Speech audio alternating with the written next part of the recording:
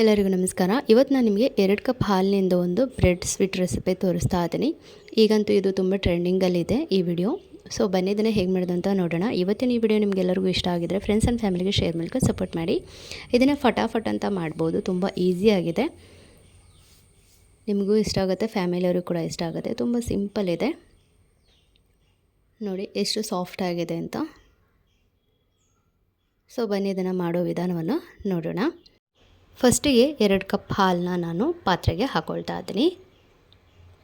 ಈಗ ಈ ಸ್ವಲ್ಪ ಹಾಲು ಉಳಿಸ್ಕೊಂಡಿದ್ದೀನಲ್ಲ, ಅದಕ್ಕೆ ದೊಡ್ಡ ಸ್ಪೂನಲ್ಲಿ 2 ಸ್ಪೂನಷ್ಟು ಕಸ್ಟರ್ಡ್ ಪೌಡ್ರನ್ನ ಹಾಕ್ಕೊಂಡು ಮಿಕ್ಸ್ ಮಾಡ್ಕೊಳ್ತಾ ಇದ್ದೀನಿ. ಈಗ ಹಾಲು ಚೆನ್ನಾಗಿ ಕಾದಿದೆ. ಈಗ ಇದನ್ನು ಒಂದ್ಸರಿ ಚೆನ್ನಾಗಿ ಮಿಕ್ಸ್ ಮಾಡಿಕೊಡ್ರಿ, ಯಾವುದೇ ರೀತಿ ಗಂಟೆ ಇರಬಾರ್ದು. ಈಗ ಈ ಬಿಸಿ ಮಾಡಿರೋ ಹಾಲಿಗೆ ಹಾಕ್ತಾ ಮಿಕ್ಸ್ ಮಾಡಬೇಕು. ಒಂದೇ ಸರಿ ಹಾಕಿಬಿಟ್ರೆ ನಿಮಗೆ ತಳ ಹಿಡಿದ್ಬಿಡುತ್ತೆ ಮತ್ತು ಗಂಟಾಗಿಬಿಡುತ್ತೆ. ಈಗ ಇದು ಒಂದು ಸರಿ ಕುದ್ರೆ ಸಾಕು.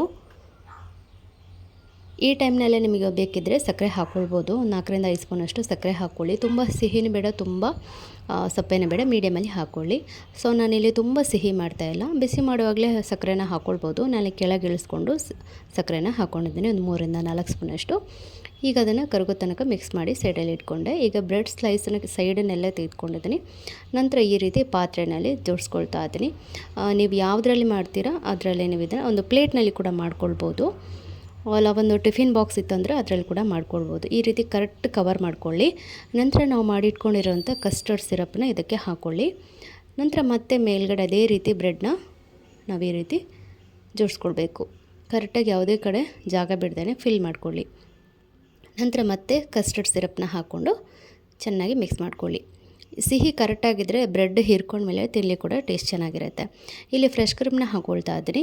ಫ್ರೆಶ್ ಕ್ರೀಮ್ ಫುಲ್ ಬೇಕಂತೇನಿಲ್ಲ, ಜಸ್ಟ್ ನಾನೊಂದು ಅರ್ಧ ಕಪ್ನಷ್ಟು ಹಾಕ್ಕೊಂಡಿದ್ದೀನಿ. ನಂತರ ಮಿಲ್ಕ್ ಮೇಡನ್ನ ಹಾಕ್ಕೊಳ್ತಾ ಇದ್ದೀನಿ. ಸಿಹಿಗೆ ಬೇಕಾದಷ್ಟು ಮಿಲ್ಕ್ ಮೇಡನ್ನ ಹಾಕ್ಕೊಳ್ಳಿ.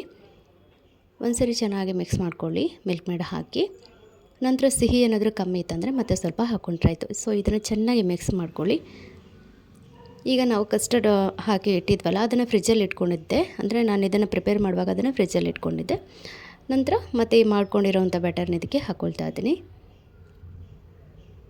ಈಗ ಮೇಲ್ಗಡೆಯಿಂದ ನಿಮಗೆ ಇಷ್ಟವಾಗಿರೋಂಥ ನಟ್ಸನ್ನು ಕಟ್ ಮಾಡಿ ಹಾಕ್ಕೊಳ್ಳಿ. ನಂತರ ಇದನ್ನು ಫ್ರಿಜ್ಜಿನಲ್ಲಿ ಒಂದು 2 ಗಂಟೆ ಇಡಿ. ಆಗ ನಿಮಗೆ ಆ ಬ್ರೆಡ್ ಎಲ್ಲ ಚೆನ್ನಾಗಿ ಹೀರ್ಕೊಳ್ಳುತ್ತೆ.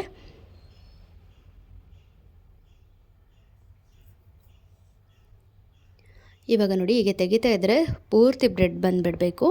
ನೀವು ಇಟ್ಟರೆ ಮಾತ್ರ ಆ ಥರ ಬರುತ್ತೆ. ತಕ್ಷಣ ಮಾಡಿಬಿಟ್ರೆ ಅಷ್ಟು ಚೆನ್ನಾಗಿ ಬರೋಲ್ಲ. ಫ್ರಿಜ್ನಲ್ಲಿ ನೀವು ಒಂದು 2 ಗಂಟೆ ಇಟ್ಟರೆ ಈ ರೀತಿ ಚೆನ್ನಾಗಿ ಪೀಸ್ ಬರುತ್ತೆ. ಸೊ ನೋಡ್ತಾ ಇದ್ರಲ್ಲ ಎಷ್ಟು ಚೆನ್ನಾಗಿ ಕಾಣಿಸ್ತಾ ಇದೆ ಅಂತ. ಸೊ ನಿಮಗೆ ಕಟ್ ಮಾಡಿ ತೋರಿಸ್ತಾ ಇದ್ದೀನಿ ನೋಡಿ, ಎಷ್ಟು ಚೆನ್ನಾಗಿ ಸ್ವೀಟಾಗಿದೆ. ಸೊ ಇವತ್ತಿನ ಈ ರೆಸಿಪಿ ನಿಮ್ಮೆಲ್ಲರಿಗೂ ಇಷ್ಟ ಆಗಿದೆ ಅಂತ ನಾನು ಭಾವಿಸ್ತೀನಿ. ಇಷ್ಟವಾದಲ್ಲಿ ಫ್ರೆಂಡ್ಸ್ ಆ್ಯಂಡ್ ಫ್ಯಾಮಿಲಿಗೆ ಶೇರ್ ಮೂಲಕ ಸಪೋರ್ಟ್ ಮಾಡಿ. ಹಾಗೆಯೇ ನೀವು ಯಾರೆಲ್ಲ ಟ್ರೈ ಮಾಡಿದ್ದೀರಾ ಅನ್ನೋದನ್ನು ಕೂಡ ನನ್ನ ಜೊತೆ ಶೇರ್ ಮಾಡೋದನ್ನು ಮರಿಬೇಡಿ. ಸಿಗೋಣ ಮತ್ತೊಂದು ರೆಸಿಪಿಯೊಂದಿಗೆ. ಅಲ್ಲಿವರೆಗೆ ಎಲ್ಲರಿಗೂ ಧನ್ಯವಾದ.